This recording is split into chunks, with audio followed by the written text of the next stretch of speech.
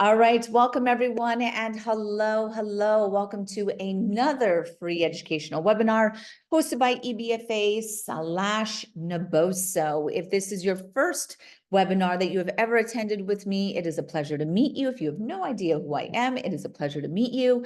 My name is Dr. Splickle. I am a functional podiatrist, human movement specialist, founder, CEO of EBFA, which is an education company, and also Naboso, which is a products company. And I'll be recommending the foot wedges, which is a Naboso product in there. So if you happen to come from either EBFA or Naboso, that is how it all comes together. I am the author of the book Barefoot Strong. If you have not read that, it's available on Amazon. It's also available on the US Naboso website. So definitely check that out.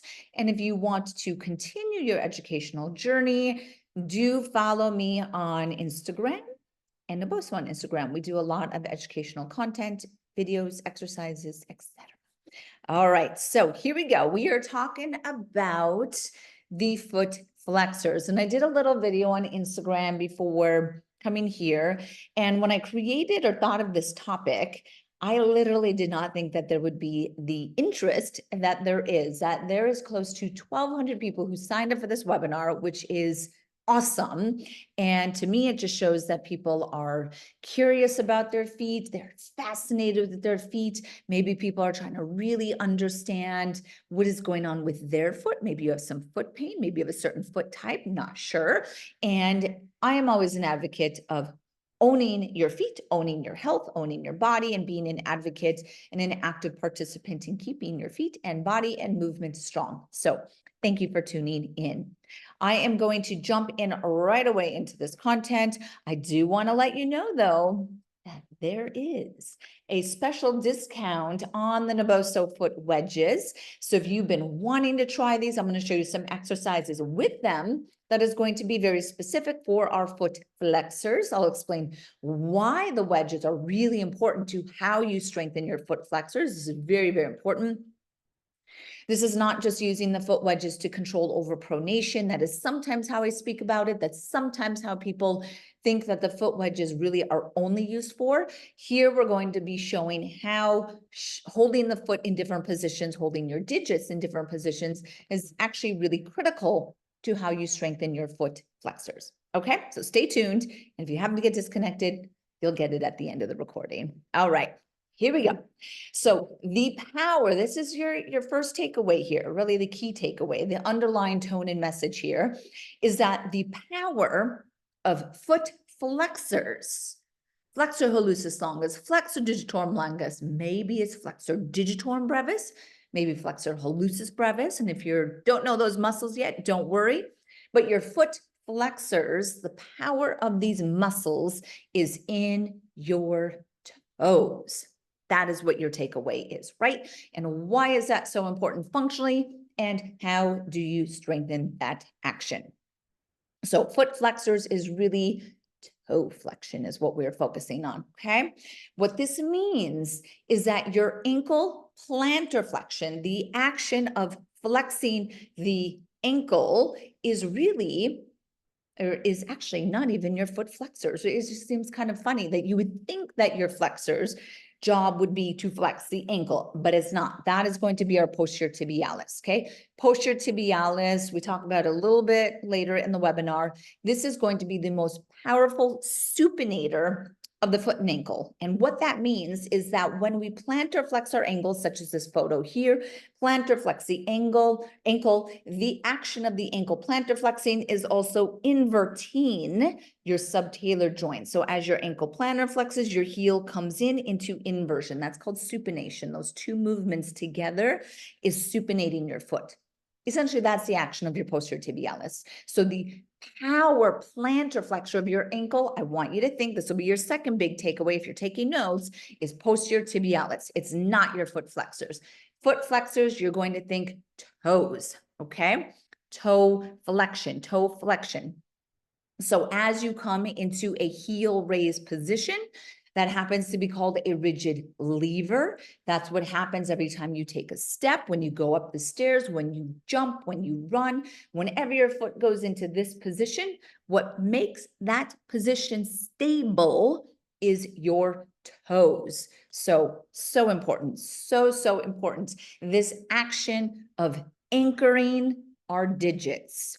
If you did a calf raise or a heel raise and you didn't have foot flexors, you would lose this anchoring effect in your digits and you would not be stable. You would lose a lot of your power at push off, okay?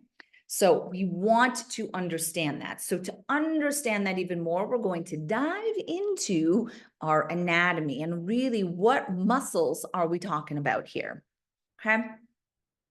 Two main types of flexors. You have intrinsic muscles of your foot and ankle, and you have extrinsic muscles of the foot and the ankle. Your intrinsic muscles of your foot and ankle, they are going to originate and insert in the bottom of the foot or within the foot, because there's actually some on top, within your foot.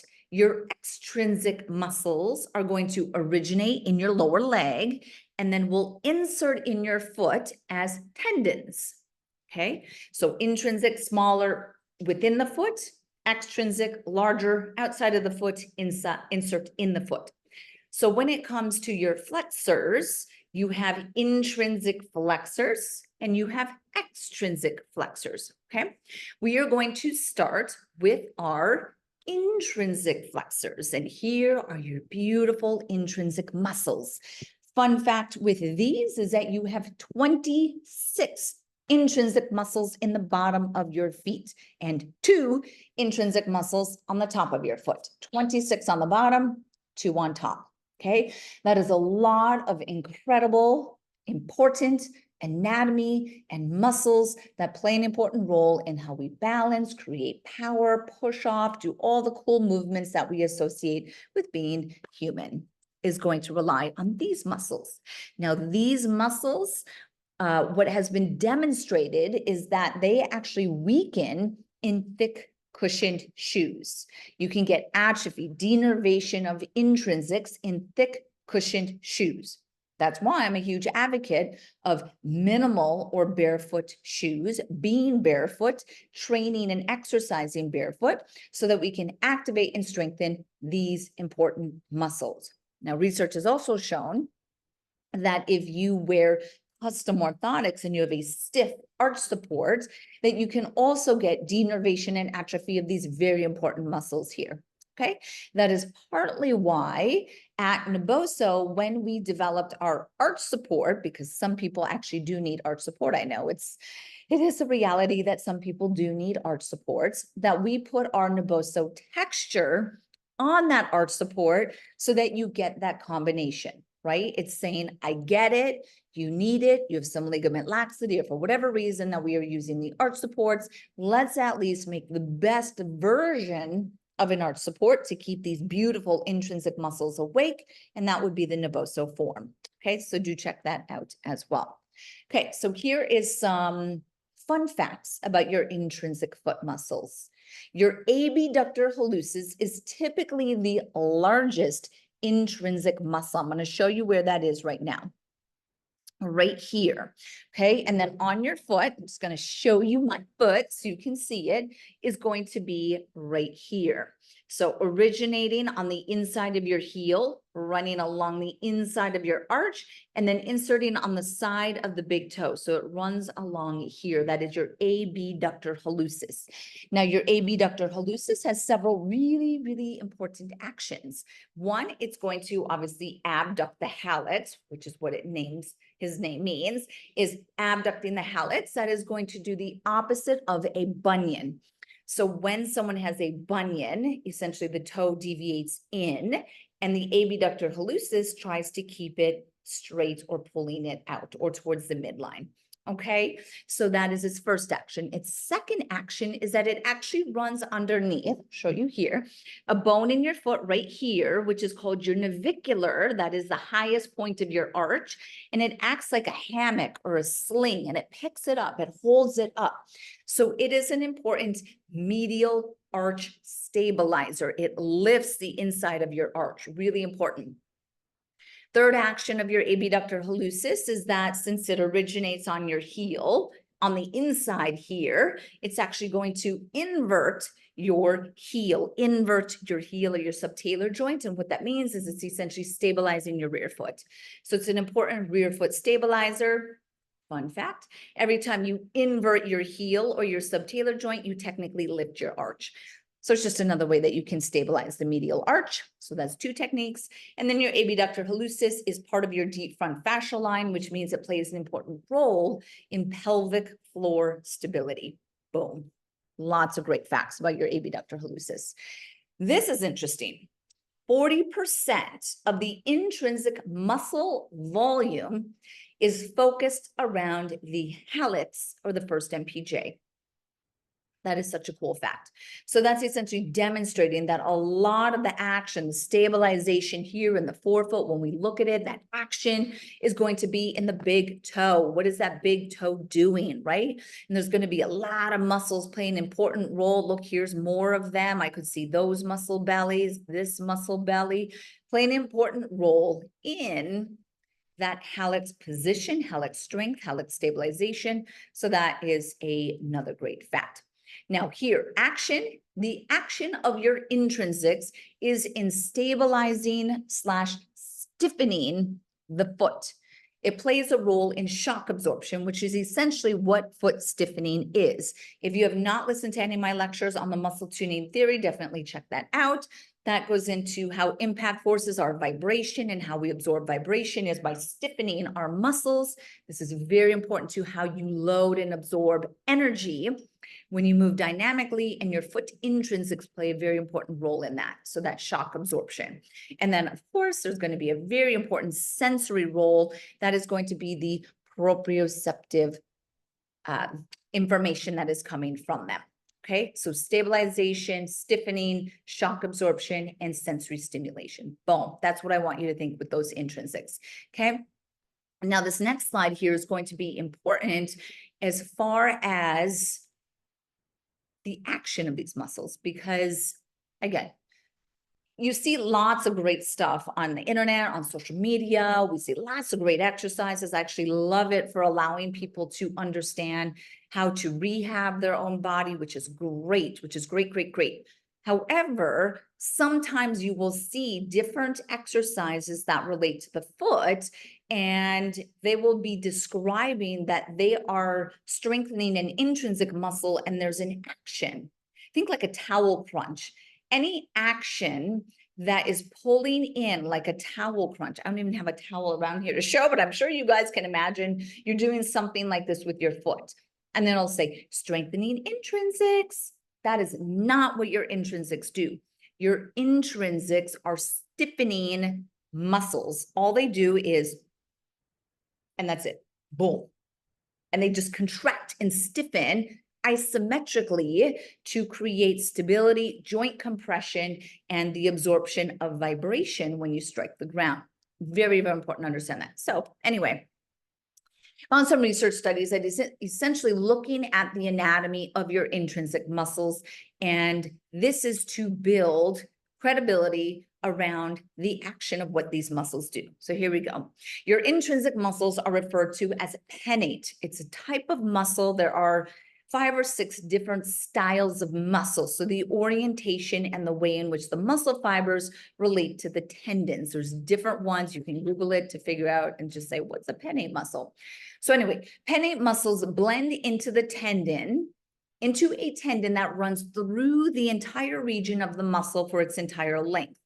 You could think of it almost like a quill of a feather with the muscle fascicles arranged similar to the feathers. So you have the quill and then you have the feathers that are coming around it.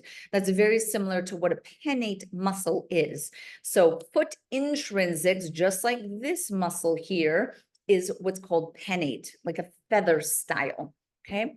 Due to this design, the muscle fibers in a penate muscle can only pull at an angle, and as a result, contracting penate muscles really do not move their tendons very far. It's not shifting that tendon in different directions.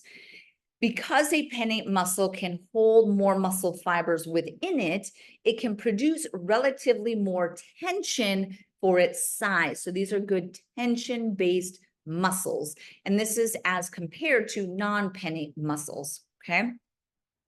So this goes into that the action of your intrinsics is stiffening, tension, and stabilization. Where do we see that?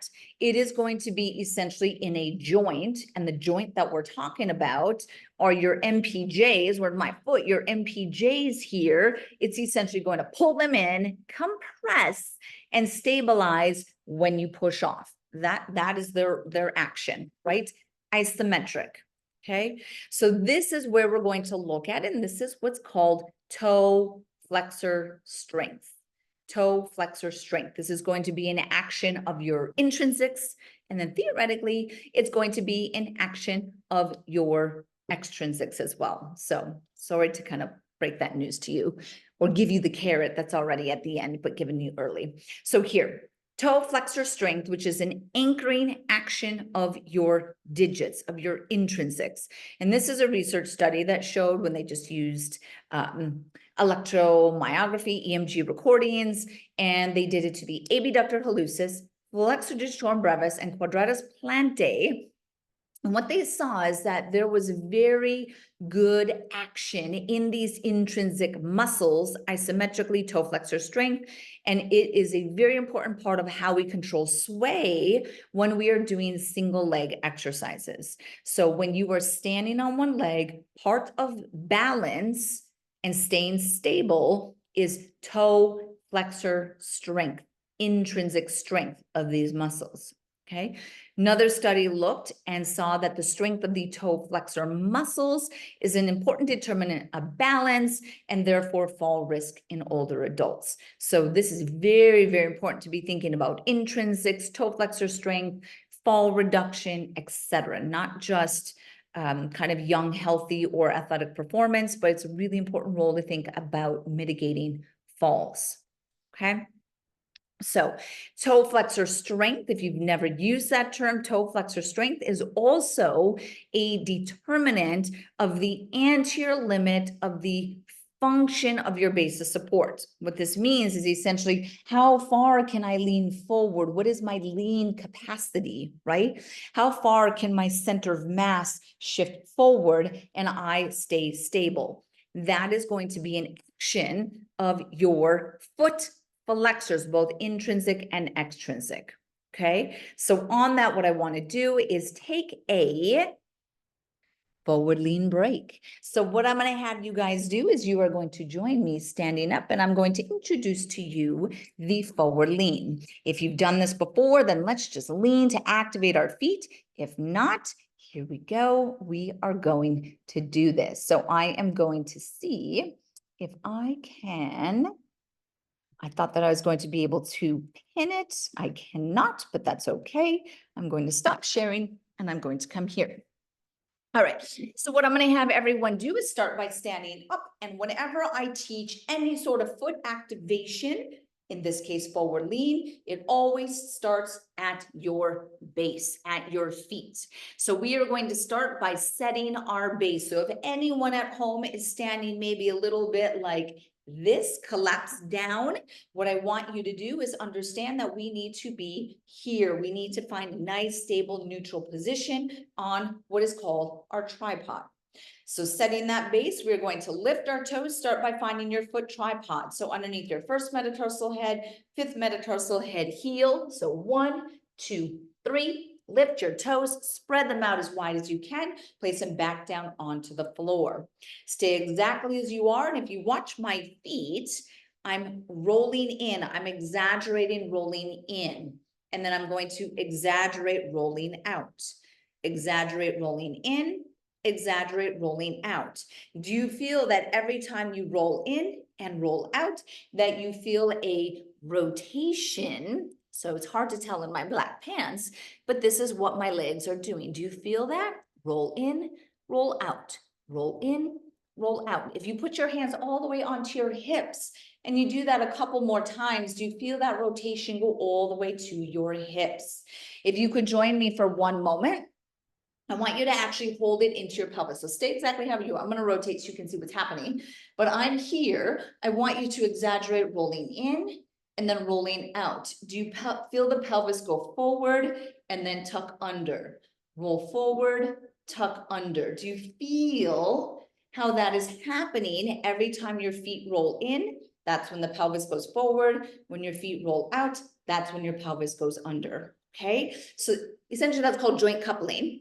What I want you to do, let's go back down to our base, is that we are going to feet shoulder width apart, lift your toes, find that tripod, spread your toes wide, put your feet back down on the floor, your toes back down on the floor, and then slightly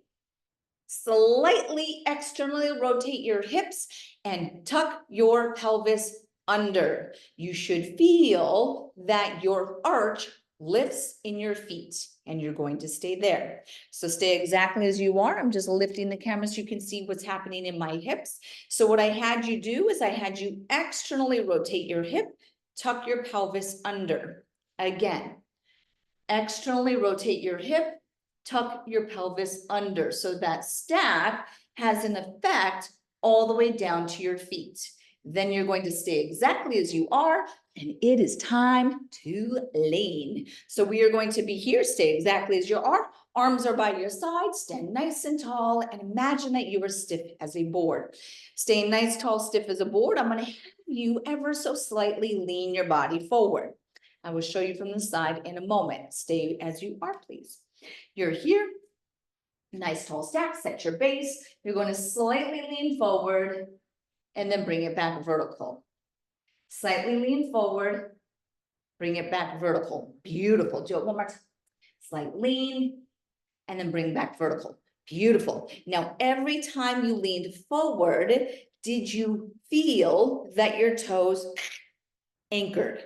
Okay, remember that anchoring effect is a combination of your foot flexors, intrinsic, extrinsic, okay? The rooting or the pushing down of those digits, which is through forward lean, is an important part of how you create power in your foot, okay? So that action, that exercise of forward lean, one of my favorite, I give that literally to almost all of my patients to do as a way to get their feet woken up, connect to toe flexors.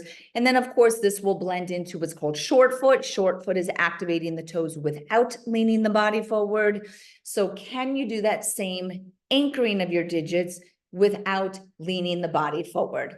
And that's how you would essentially progress it. And then can you push your toes down without leaning forward and shift into a single leg balance, hold there for 10 seconds, and then repeat on the other side. Okay, so that is a very good foot flexion series. Okay, so here, as far as this is really, really important because this is going to get it more specific. Because of course, there's all these other accessory muscles. We want to really get to the muscles that we're trying to activate. So did you know that your toe and ankle position can affect the strength of your toe flexors, right? So as your ankle moves into plantar flexion and dorsiflexion, it's going to affect your toe strength. This is important. As your big toe or your toes go up and down, it's going to affect your toe strength. So here we go. Let's look at it. So highest moment of activation of your toe flexors, your toe strength, that's what we're focusing on. Your toe strength, where it is the strongest is when your ankle is either neutral or a little bit of dorsiflexion and your MPJs are dorsiflexed and dorsiflexed. The time that your toe flexion is the weakest is when your ankle is plantar flexed and your MPJs are 0. So let me show you what that is because you're probably like, I don't know what's going on here. Okay. So let me bring it to here. Okay. So the position that your toes are going to be the strongest is when your ankle is at, this is essentially a 0-degree ankle. That is where it's going to be the strongest. This, my friends, is a 25-degree wedge, and it said 25 to 45-degree angle. This is a 25-degree angled wedge. So if I put this, I'm going to put it under all of my digits. Here it's just talking about the hallucis. But if I do this, if my ankle, excuse me, if my ankle, although that is correct, but if my ankle is at 0 degrees or a little bit, so what I did is I essentially dorsiflexed it. So as soon as I brought my tibia forward slightly in this position, and then I push into the wedge, that is going to demonstrate the highest toe flexor strength. So when I give this to patients who are trying to get into their intrinsics, right? Let me get my proper form on the whole situation here, is then I'm going to do something here. Maybe I'm doing it bilateral. I'm going to be in a position like this, and then I'm activating this way, right? This is me obviously seated. Could I do this in a way that is standing? Sure, maybe I'm doing something like this, and I'm doing an exercise where I'm at a 0 degree, my toe is extended, I'm here. You always get higher activation when you're standing versus you're seated. Maybe someone is post-op, and I want to start them here and then eventually get them to here, okay? But ankle at a neutral position, such as my right leg with my toes extended, based off of the research, is going to get the highest level of intrinsic activation.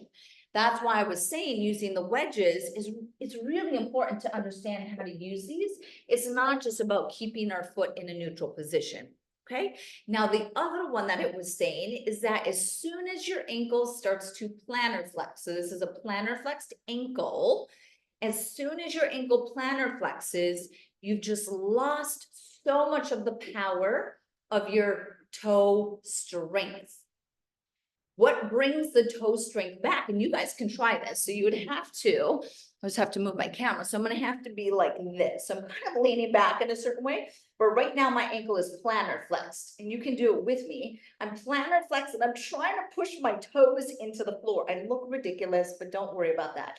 So I'm here, my ankle is plantar flexed, and I'm trying to push my toes down into the string while I'm in this plantar flex position, and my toes are at 0. You guys, that is hard, okay? So what you would need to do is essentially extend those as you're doing something like this, and now I can actually find a little bit of that strength again. But what that's saying is how we actually plantar flex when we walk is that we go into this position, right? So this doesn't transfer to function, and obviously me laying on my back and plantar flexing my ankle does not transfer to function. This does. What happened here? What happened as soon as I did this to my ankle? What did I do to my big toe? I started to dorsiflex it, right? So it is the action of dorsiflexing the digits as you plantar flex the ankle that is helping to give power to your foot flexors. And this is really important to understand this, okay? I really hope that it is connecting, because it's really important for these subtleties in the foot, okay? So again, dorsiflexing your digits is a necessary function at push-off. When we walk, as you plantar flex your ankle, you dorsiflex your digits. That lever position is really, really important. So the role of toe strength is really at push-off. Yes, it's about balance.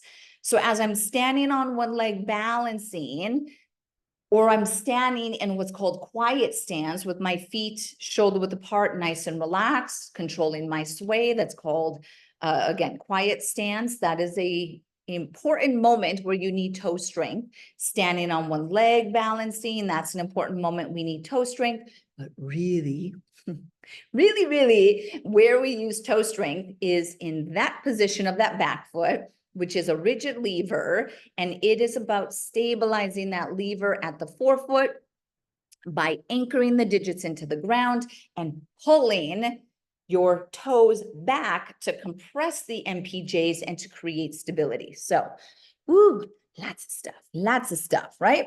So why do we need toe flexor strength at push-off? Well, research has shown that so this is to demonstrate it. So if your intrinsics are so important at push off, how do we demonstrate that?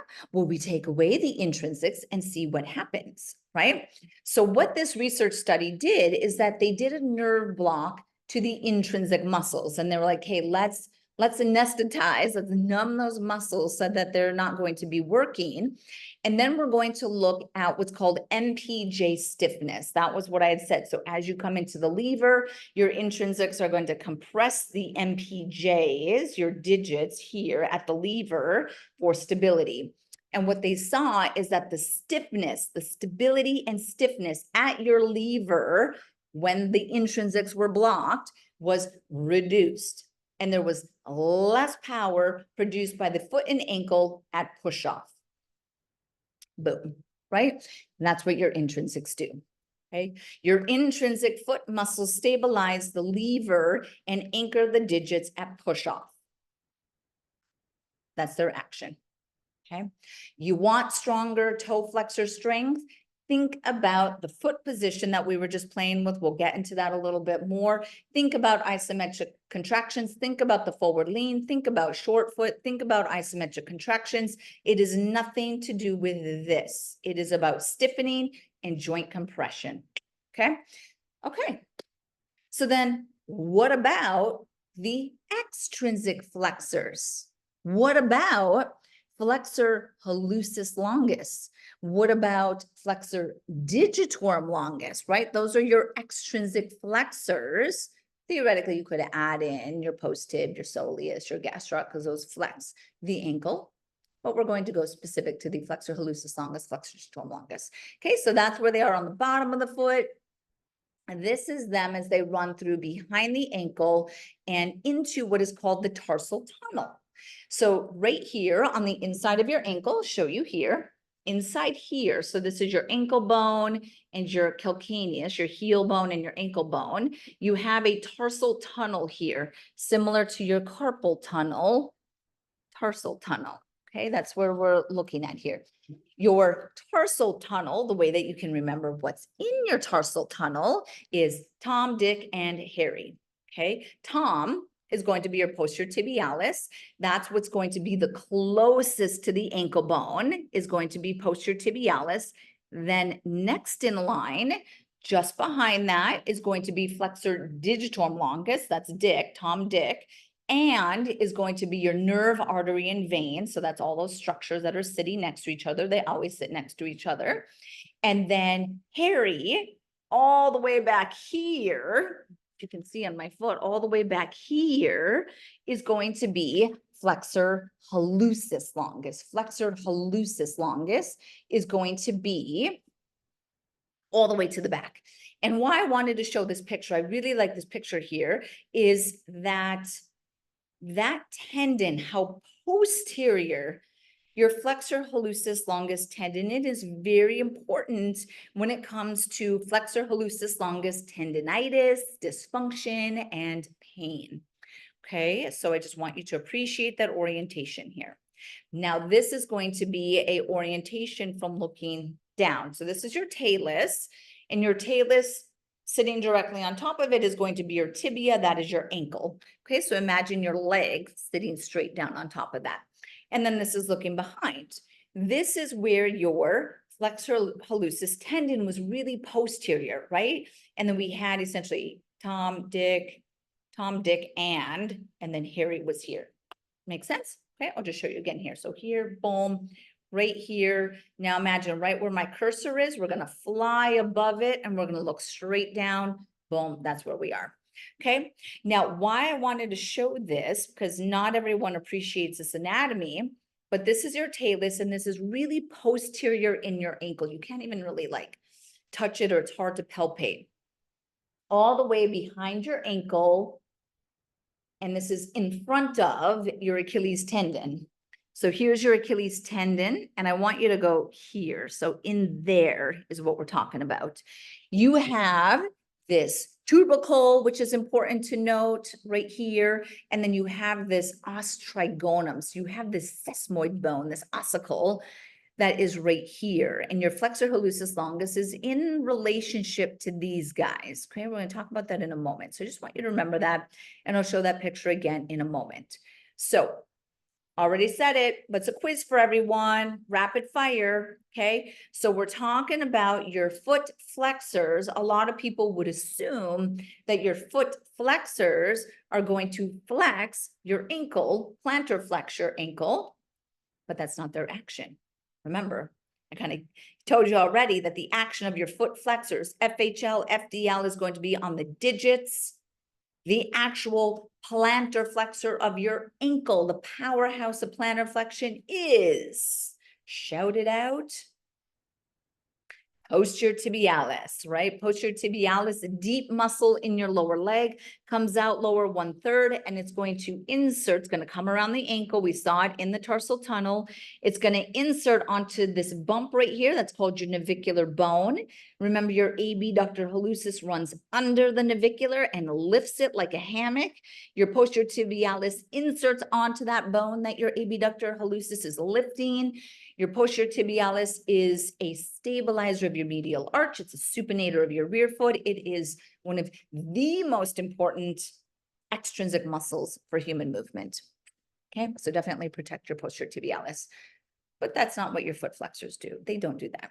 Okay, here's your foot flexors again. I want you to appreciate how your foot flexors coming down here. Right here where my cursor is, that's your flexor hallucis longus, is going to go all the way to the end of your toe. Coming along this way a little bit forward here, splitting into these 4 slips.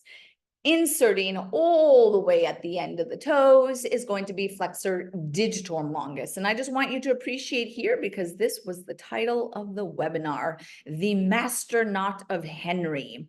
So they actually cross each other. They actually attach to each other, although there are some anatomical variants and there are some cadaver studies that show that some people do not have an attachment between FHL and FDL, where others do. Now, because your flexors are really, they're an accessory muscle when it comes to the ankle function. Their function is very much more digit. And sadly, in the Western medical side of things and in traditional podiatry and things like that, we focus much more on the ankle than on the digits as far as importance and prioritization. So sometimes anything that inserts into the digits gets a little poo-pooed. Okay, so because of that, and the fact that they are an accessory to ankle action, they are oftentimes used during surgery. So when someone has an ankle injury or an Achilles tendon rupture, what they will do is they will harvest the flexor hallucis longus, and they will harvest it at the master knot of Henry, and they will essentially take the tendon at that point and then transfer it and use it to help repair and stabilize the Achilles tendon. So I just want you to understand that some of the history behind the master knot of Henry and why it's important to know where it is. Okay, but let's go into your flexor hallucis longus just a little bit more.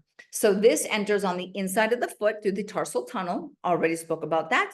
Going to run under a side groove of the calcaneus. That happens to be called sustentaculum tali. Runs under that, and then goes forward towards the big toe. Here, I already mentioned this, but on its way to the big toe, it's crossed by the flexor digitorum longus. That's your master knot of Henry. And then as it continues towards the big toe, it's going to run in between your sesamoid bones. It's going to run in between your sesamoid bones, and it's going to insert onto your distal phalanx. So that's going to be the end of your toe.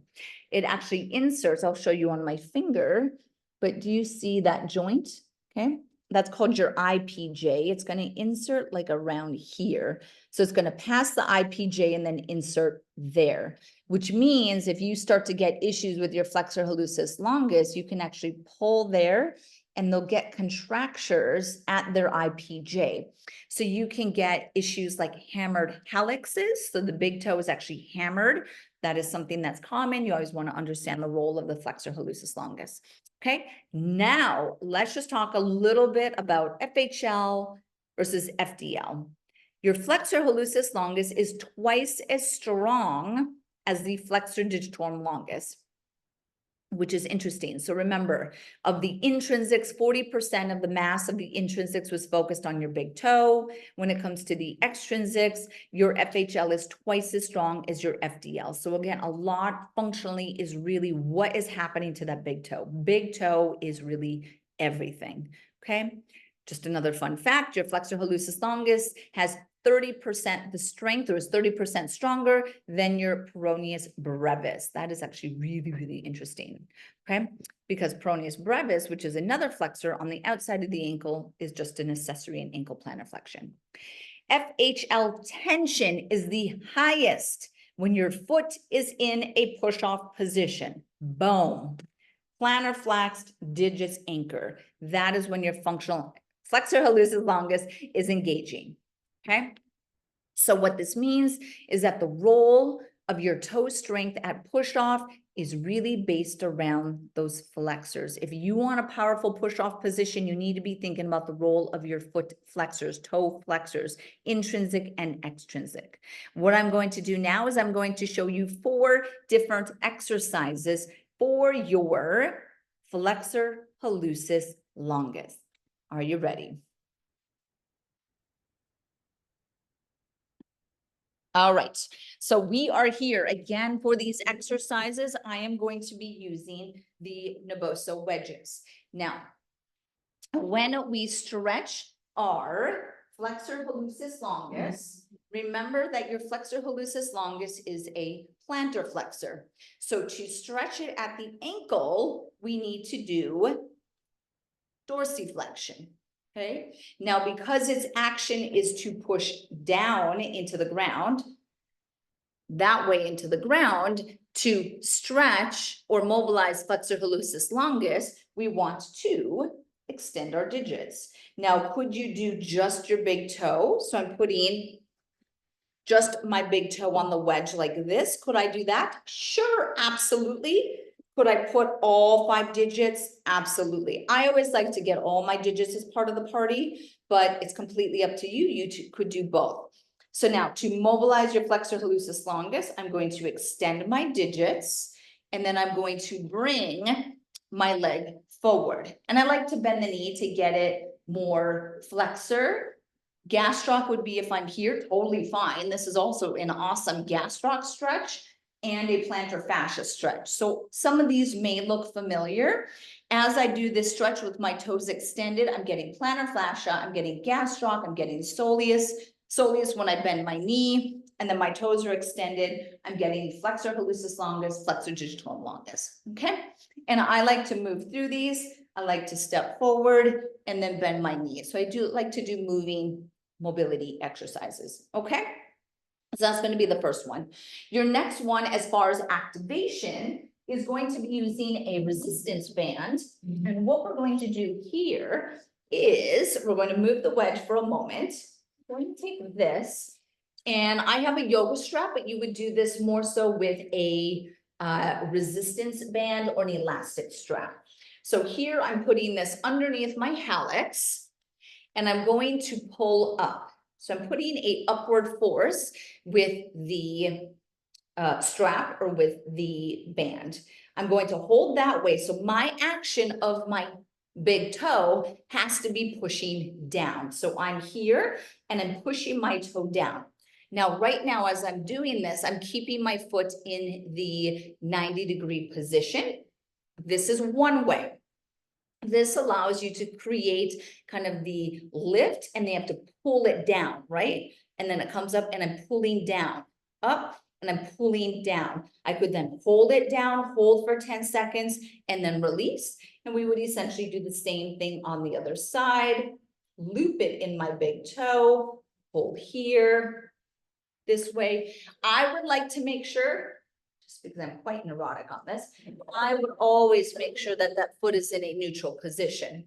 So with the wedges, if someone has a foot where it's totally collapsed and overpronated, I would be holding that foot in a neutral position with the wedges. You can see I held the foot in a neutral position. Now I'm lifting here and I'm pushing the toes down, pushing down, and then I'm going to hold isometrically, holding there with my foot in a position like that. That is great. Could you do this standing? Absolutely. As soon as you are standing, you will always get higher muscle activation. So you could do that same exercise with the band, foot in neutral, seated, and then standing. And then you can even add weight to it. Your third exercise is going to be bringing the wedge back. So the wedge, so what we're going to do here is now I'm going to extend my digits. Now remember, where we get the mimicking of our flexor hallucis longus is when we are in that position, okay? Now, as we go in this position, we need to push down to get that activation. So we're going to be coming this way, okay? So I'm coming like this, my foot is in this position, and then I'm going to step. And then I'm here. I'm in this position, step. And every time I step, I'm actually pushing into the wedge. Starting position, push into the wedge, come back. Push into the wedge, come back. Push into the wedge, come back. Makes sense? Okay. Obviously, I would be repeating it on both sides. I'm here, boom, push down, boom, push down. Right? So I'm getting really active in that toe flexion with plantar flexion. All right, so that's going to be the third exercise for flexor hallucis longus and toe flexor strength. Obviously, the goal is to transfer to walking. The third one is going to use, this is going to be a band. You can use something like a broccoli strap. This is going to be my daughter's scrunchie. So I am here. I am in this position. I'm going to find neutral. Now, part of why I'm using the band around the hallucis is that I want to tactily engage with it. I probably do this barefoot on an abosa mat also, but I want to tactily engage into the digits, and that's what I'm doing with the band, okay? Holding myself in a neutral position. The band is going to trigger me that as I come up, I'm going to push my digits down, and then I come back. Toes go down, come back down. Toes go down, come down. I'll show you from the side here. So I'm here. As I start to lift, my toes are pushing down. Shh. And then slowly lower down. Shh. Slowly lower down. Shh. Slowly lower down. Okay? You want to take it even further. You totally know that it's going to go there. I'm going to use our 10-degree wedges. So I'm going to put here and here. This is a 10-degree wedge. Of course, you could use 25-degree wedges. I'm here, finding my neutral position, lift, and then down. Lift, and then come down. Lift, and then down. Lift, down. Boom. Okay? So these are different ways that you can get more out of flexor activation. Remember the important position of the ankle relative to the MPJs. When you are in a position like this, you are going to get a lot of toe flexor activation. As soon as you do this, the only way that you can keep the toe flexor activation is that your MPJs have to dorsiflex. So you can assist that by using something like a wedge. Using the band was a great way to bring tactile feedback, doing it barefoot, keeping that foot in neutral, all really, really important. Okay. Awesome, awesome. Hope that made sense. And those exercises will be recorded and shared on YouTube. Okay, so as we start to wrap up, I do want to go into just a couple more key points here. Remember here I had shown this. So this is your flexor hallucis longus. Here's the tendon. Here's your os trigonum.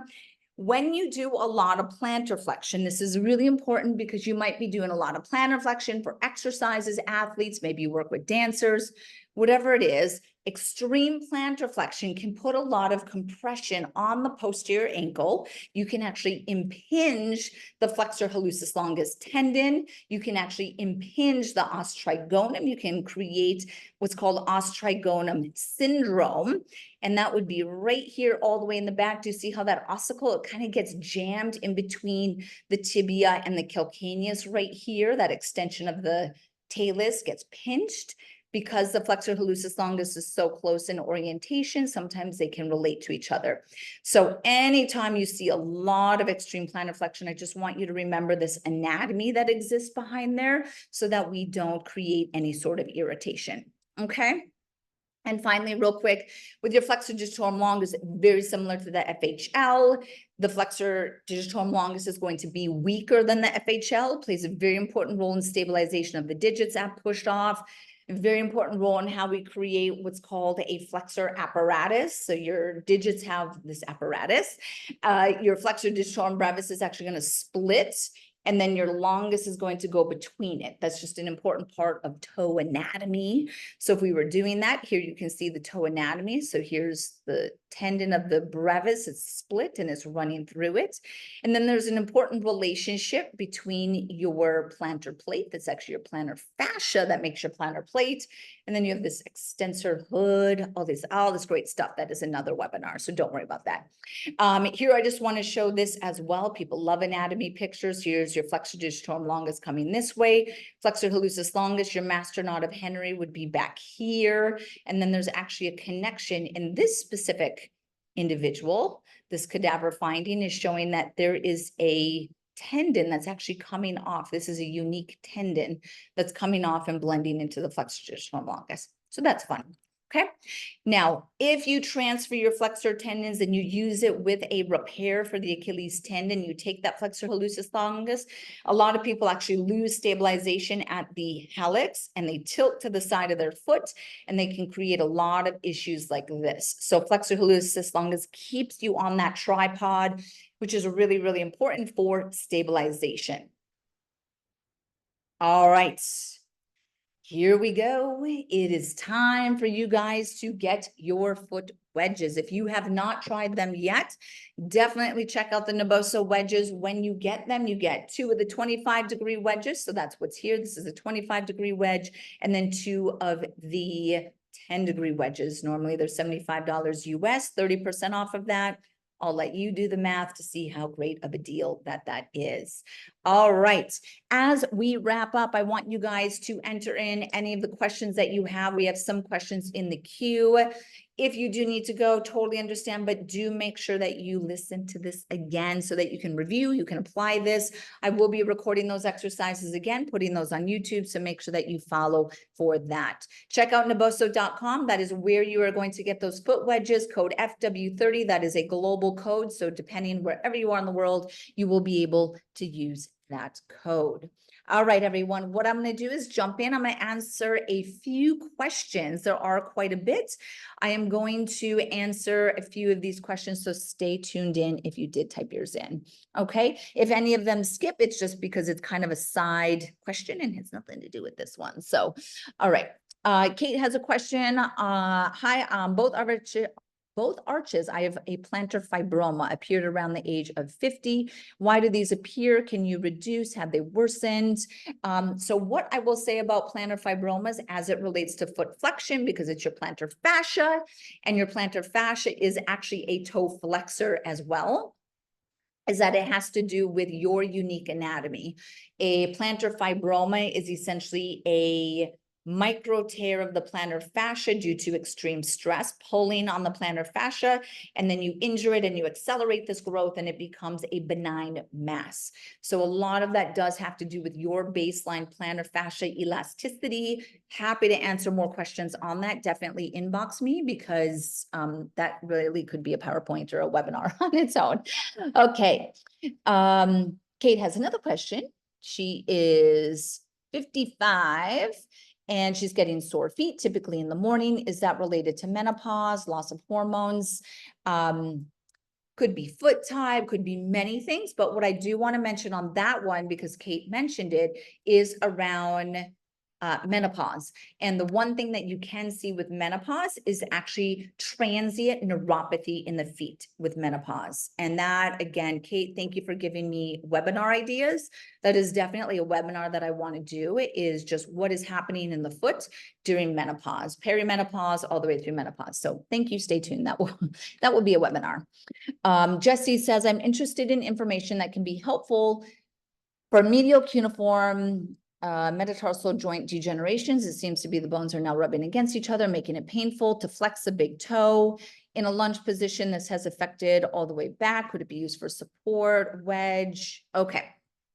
So what Jesse is explaining is your metacuneiform joint is here, and this becomes your first ray. So that's the first ray. Your metatarsal here moves up and down. And as it moves up and down, it controls the range of motion of the big toe. So if he's having issues here, it's going to affect here and probably here as well. So for that, a lot of these issues start here. So Jesse was asking around the wedges and things like this. And again, there's a lot more conversation, Jesse, we have to have offline. But if you can stabilize your rear foot by using the wedges to find neutral, you bring stability here, which means you bring stability here. Okay, so that's what I'll kind of mention on that one. Okay. Okay, Tom asked about point shoes. Point shoes in dancers. So dancers get a lot of posterior ankle impingement. They get a lot of ostrigonum issues. They get a lot of flexor hallucis longus tendinitis, because think of constantly being plantar flexed and toes pushing down. They get a lot of flexor tendinitis. So that's actually where a lot of research around flexor issues will be in dance. Okay. So it seems like doing high lunge in yoga is a great place for strengthening your toe flexors. Yes, it is. Very good question. Yes, Lee. I think Lee was more making a comment, so thank you. Is it okay to do the toe exercise with the band pressing into the toe down if you have a bunion and that the toe is bending slightly towards the second? So the exercise where I was pulling the strap and pushing the toe down, yes, you can. I would say maybe could you pull with the strap, could you pull the toe medially towards the midline and then up? So I would try to reposition the toe with the band, but that is a good question with the bunion. Bunions, you really want to center them as you're doing these exercises, okay? Tracy's question was exactly the same. Sharon says, what can you do for a trigger toe? I actually don't know what a trigger toe is. That might be a layman's term for something. If you could type that in, Sharon, that would be amazing. What you mean by trigger toe. Vita, you're welcome. Oh, yes, using ankle braces. Thank you, Kathleen. So what I have seen, and I mentioned this on Instagram, but what I have seen is that when you're using an ankle brace, so I've started seeing this a lot in my volleyball, soccer, football, where they're taping ankles or they're using like an ASO brace. When you use a brace like that around the ankle, that restricts ankle plantar flexion. So imagine this. Imagine you're playing volleyball. That's the best example, or basketball. And you have to jump. Like these sports require you to jump, which means when you jump, I have to demo this because I'm really passionate on this topic. So thank you for asking about it, Kathleen. So when you jump, let me move this. Okay. So when you're jumping, right, you have to, right, there's an element of this when you jump and you are volleyball, basketball, whatever it is, right? If you have an ankle brace, part of a brace that's locking up your ankle is it restricts this.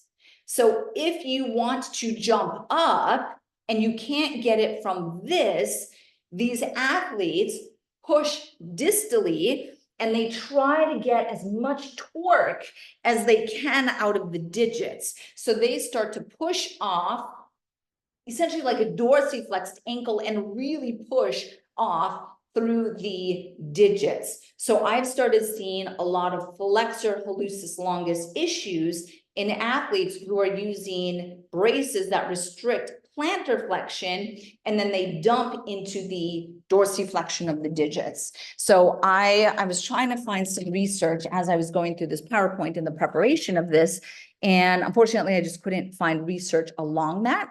But I've been seeing it more and more, and it's something that I really want to push and advocate for some research around it, because there's way too much bracing of these ankles, and then we get these compensatory movements. Because imagine if you need to do a movement in the foot and the ankle to do an athletic movement, and you restrict or you take away part of what that range of motion is, you have no choice but to compensate and try to pull that power from somewhere else. And I'm seeing it pushed into the digits and the flexor hallucis longus. So I'm just going to put that out there. You guys are happy to kind of share anything on. If you want to reach out, if you're curious, you've ever see this with your patients as well, please let me know, because I do want to shed some light on this. Okay. Sherry says, I'll just do a couple more minutes of questions here. How would these exercises affect a dorsal bunion? So a dorsal bunion is a hallux limitus rigidus, where they do not have range of motion. So this is going to be really difficult to do these, Sherry. Great question. So if you have less than 30 degrees of toe extension, unfortunately, we can't do these exercises, which means that you are going to lose some of the action and the power and the stabilization of push off. You can't plantar flex your ankle if you can't dorsiflex your big toes, right? So it's going to change the way that people walk.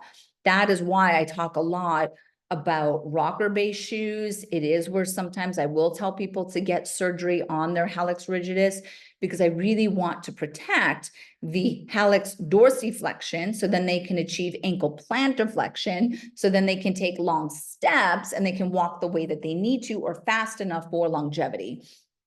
So unfortunately, it's unavoidable if you don't have that range of motion, right? So Gina says, I have painful os perineal syndrome. Sometimes it's causes throbbing pain in bed. Does this relate to FDL and FHL?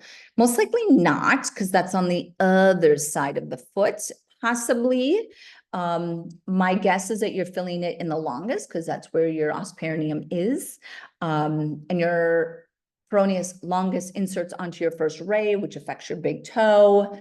I wouldn't see that as something that is caused by an FHL dysfunction. I think there's a little something more that's there, possibly more in the rear foot, your rear foot stability.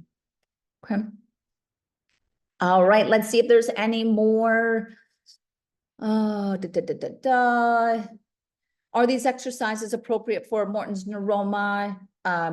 That's another one that as you go into plantar flexion, dorsiflexion of the digits, like a lever position, that's what triggers a Morton's neuroma.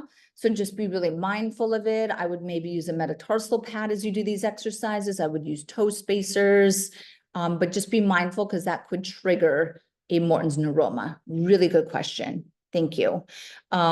Kate said she just purchased the wedges. Yay. Thank you so much. She's a PT. Yay. So great. So great. Awesome. Okay. Oh, Carol's question on a hammer toe. So a hammer toe, I think that was her trigger toe. A hammer toe is a contracture of the digits. For that, I would say use your toe spacers, use your splay. And that splay is going to create a splinting mechanism to the digits to keep them straighter.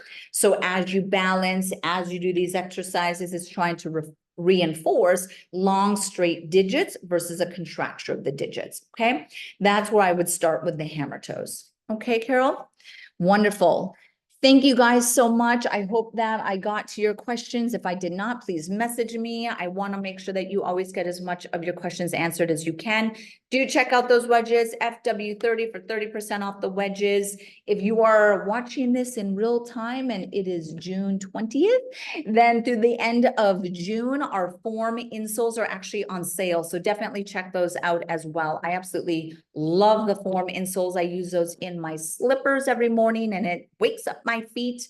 And then I actually like to use them when I lift. So I'll alternate using the form when I lift with being totally barefoot. So thank you guys so much. I hope that you enjoyed, and then definitely stay tuned. We will be continuing once a month free educational webinars so that you can hopefully take ownership of your foot health and support movement longevity. Thank you guys so much. Have an awesome day or night.